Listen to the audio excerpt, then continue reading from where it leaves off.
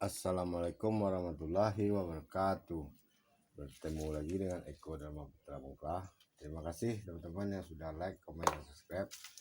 Nah teman-teman, pada konten kali ini teman-teman, saya mengupdate nih teman-temannya, pasca 1 bulan lebih lalu, kurang dari 2 bulan teman-teman, saya melakukan tebas ekstrim ya teman-teman pada bonsai kelapa saya.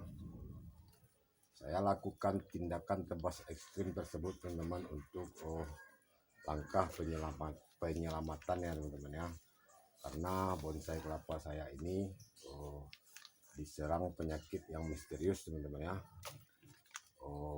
Hitam dia teman-teman, seperti terkena korengan jika pada manusia teman-teman ya, seperti penyakit kulit teman-teman, seperti ini teman-teman. Batang pelepah ini menghitam seperti terbakar teman-teman ya, seperti jika pada manusia ini seperti terkena penyakit kulit seperti kurap ataupun penyakit kulit yang lainnya teman-teman ya. Teman bisa lihat dengan jelas ini teman-teman, menghitam. Untuk itu saya menebas ekstrim teman-teman ya. 1 bulan yang lalu judul kontennya tindakan tebas ekstrim untuk penyelamatan bonklan teman-teman ya.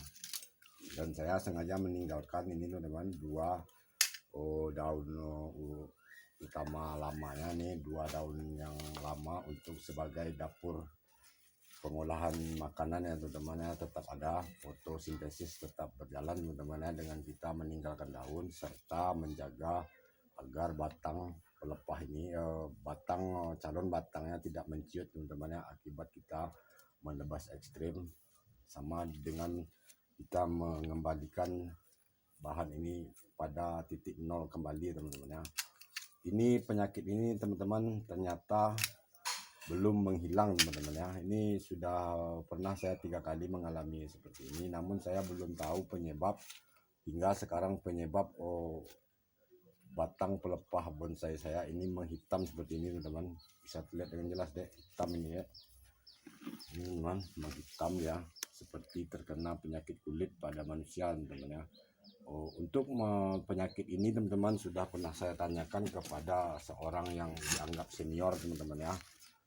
Saya menanyakan kenapa dan penyebab apa ini penyakit ini teman-teman, serta cara pengobatannya. Namun sang senior menjawab teman-teman, ini hanya karena sisa penyayatan gitu teman-teman ya. Sang senior mengatakan ini karena penyayatan. Jika karena penyayatan teman-teman, satu pelepah ini tersayat seperti ini teman-teman, dia akan menyisakan sisa goresan teman-teman ya, jika dia sudah mengering. Namun sisa sayatan ini teman-teman, seperti ini misalnya, sayat ini belum kering teman-teman ya, dia belum menyisakan. Namun jika sisa sayatan seperti ini teman-teman, kita cukup membuang pelepah ini teman-teman. Kita membuang pelepah ini, masalah selesai teman-teman ya, jika karena penyayatan. Untuk itu saya sangat kecewa teman-teman dengan sang senior, karena menjawab dengan santainya teman-teman, ini karena penyayatan. Jika karena penyayatan teman-teman, tidak perlu kita tebas ekstrim, cukup kita membuang teman-teman pelepah ini dan masalah akan selesai teman-teman ya. Pada pelepah selanjutnya tidak akan ada lagi sisa sayatan ini teman-teman, sisa penyakit kulit seperti ini teman-teman ya. Dan ini teman-teman, pasca hampir 2 bulan pelepah ini sudah akan saya pruning saja teman-teman, karena daun pertama sudah mekar ya teman-teman ya. Ini sekitar 2 minggu ataupun seminggu yang lalu ini sudah saya buang tapisnya teman-teman, dan saya kecewa teman-teman pada saat saya melihat pelepah terdalam ini masih terdapat sisa hitam seperti penyakit kurap ini teman-teman ya, seperti penyakit kulit kalau pada manusia. Dan ini teman-teman, masalah ternyata belum hilang teman-teman ya. Ini saya masih dalam pertanyaan saya, kenapa dan apa penyebab hingga terjadi seperti ini teman-teman. Jika dia hanya karena sisa sayatan teman-teman, karena sayat ekstrim, karena sisa sayatan, sudah pasti teman-teman, jika kita tebas ekstrim masalah pasti selesai teman-teman ya. Jangankan tebas ekstrim, kita cukup mempruning pelepah yang tersayat itu teman-teman, dan masalah pasti akan selesai teman-teman ya. Namun ini sepertinya adalah penyakit dari dalam teman-teman ya, sepertinya penyakit dari dalam. Untuk itu saya pada bahan saya sebelumnya, namun sayang teman-teman bahan tersebut sudah tidak ada pada saya, sudah ada yang meminta ya teman-teman, dan sudah saya berikan. Jika karena hanya pernyataan teman-teman, cukup dengan ditebas ekstrim ataupun di pruning, masalah pasti selesai teman-teman ya.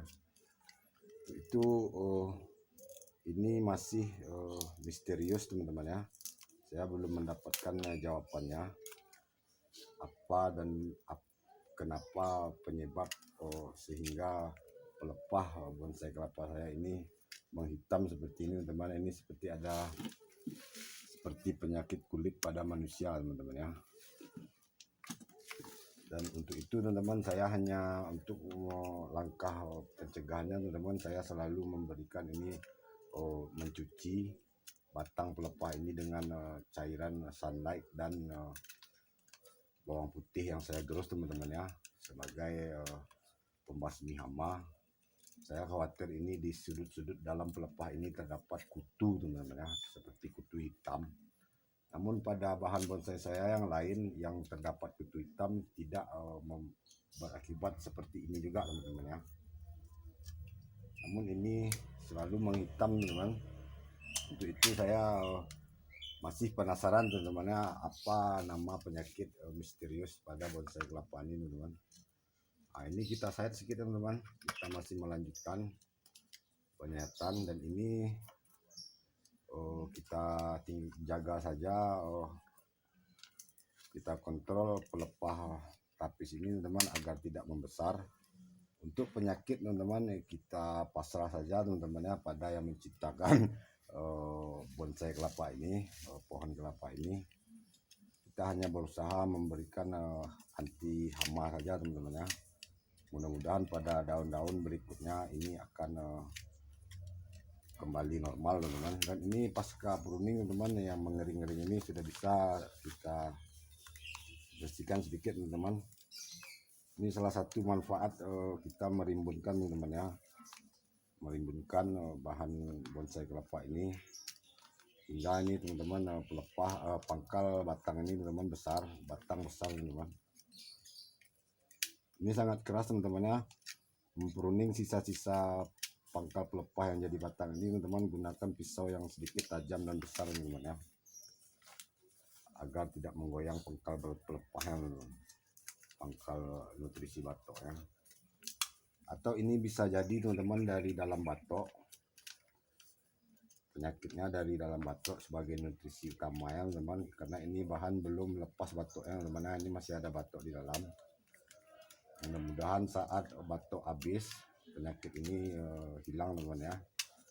Bisa jadi juga tuh teman-teman, karena dari nutrisi batoknya membusuk dan menghasilkan juga pelepah yang busuk teman-teman ya.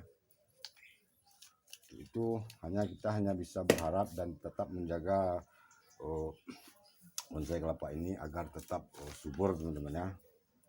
Mudah-mudahan penyakit ini segera menghilang. Ini sedikit kita ikat teman-teman agar tidak bengkok teman-teman ya, karena ini tapis sudah saya buang sampai ke dasar ini teman-teman. Ini sudah saya cabut untuk menjaga agar daun keduanya ini tidak membesar teman-teman. Ini daun kedua pasca tebas ekstrim sudah mulai nongol teman-teman.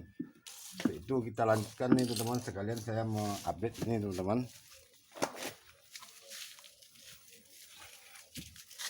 Ini bonsai kelapa gading oranye angker saya teman-teman, pasca repotting ganti pot beberapa hari yang lalu, seminggu atau sekitar seminggu yang lalu teman-teman bisa lihat kontennya. Ini saya lihat barusan teman-teman, ini pucuk daun tunas termudanya ini sudah meninggi ya teman-teman. Saat kita repotting ini masih pendek, untuk itu kita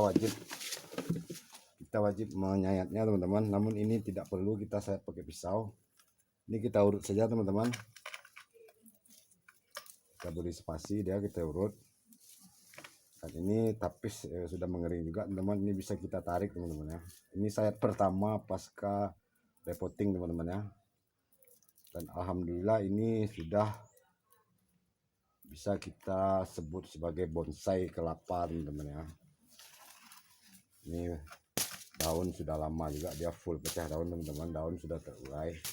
Dan sekarang saya tinggal merimbunkannya teman-teman ya. Saat ini masih ada 1 2 3 4 5 6 daun yang sudah mekar teman-teman ya. Lah teman-teman, cukup sekian konten kali ini, sampai bertemu lagi pada konten selanjutnya. Jangan lupa like, komen, dan subscribe. Assalamualaikum warahmatullahi wabarakatuh.